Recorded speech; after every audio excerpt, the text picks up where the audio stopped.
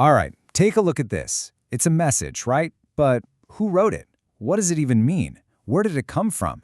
We have absolutely no idea. It's a complete mystery. So together, we're going to learn how to read it. And I don't mean by translating the words. I mean by truly seeing the image. So what are we looking at here? A forgotten hieroglyph? Some kind of secret code? Maybe even an alien script? You know, when you have zero context, the possibilities feel endless. But here's the thing. That lack of context, it's actually our biggest advantage.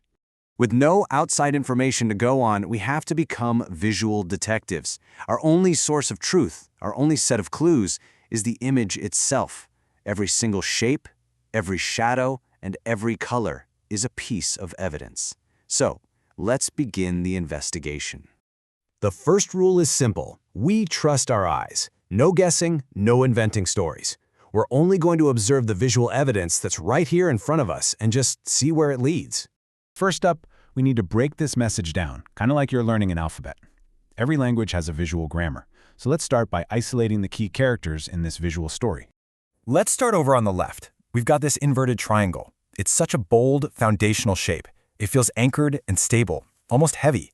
And those clean, sharp lines, they give it a sense of purpose and strength, like a big capital letter at the start of a sentence.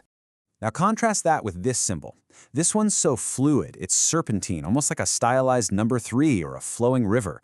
Unlike that static triangle, this shape has energy, it has movement. It almost seems to connect the left and right sides of the image, like a bridge between ideas. And that brings us to the large symbol on the right. What's so striking here is its complexity. It's an orb, and it's just filled with these intricate interlocking shapes. It immediately pulls your eye in, becoming the main focal point. Is it an official seal? A cosmic eye? Or maybe it's the most important word in the entire message. And finally, notice these smaller, more delicate glyphs at the top and the bottom. They're surprisingly complex, aren't they? They almost look like tiny crowns or maybe even insects. So what's their role here? Are they like little accents on a letter, punctuation marks, or are they footnotes to the main idea? So we've analyzed the shapes. Now let's move on to our next set of clues, the environment itself. And this means looking at the color, the texture, and the light, all the elements that create the message's overall mood and feeling. So, what are the facts here? The color palette is really warm and monochromatic. It's all golds and deep oranges. The texture, well, it looks metallic, kind of like polished gold. The lighting is soft, and it's directional, creating these gentle little highlights and shadows. And that tells us something huge. These forms aren't flat. They're beveled. They're three-dimensional. They have real weight and presence. So what does all this evidence add up to? You've got gold, warm light, three-dimensional weight. I mean, these are not casual choices. You put them all together, and they create this unmistakable feeling. This message feels ancient, it feels valuable, it feels deeply important.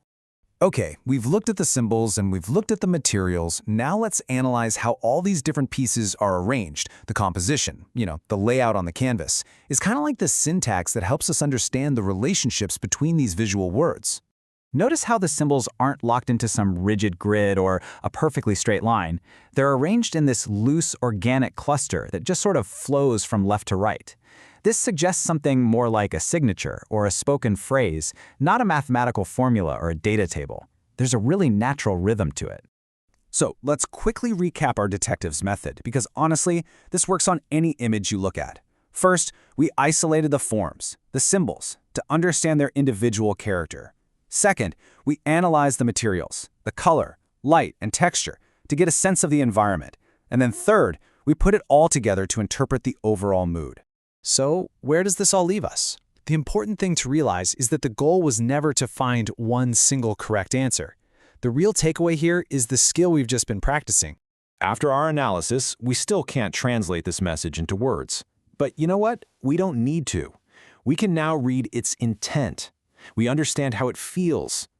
Based purely on the visual evidence, we know this message is meant to convey a sense of something ancient, sacred, and significant.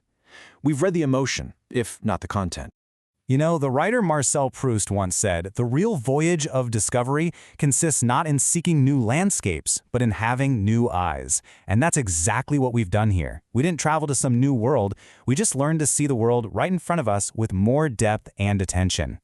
So the question I want to leave you with is this: Now that you have these new eyes, what hidden stories are waiting all around you, in logos, in architecture, in art, just ready to be seen for the very first time?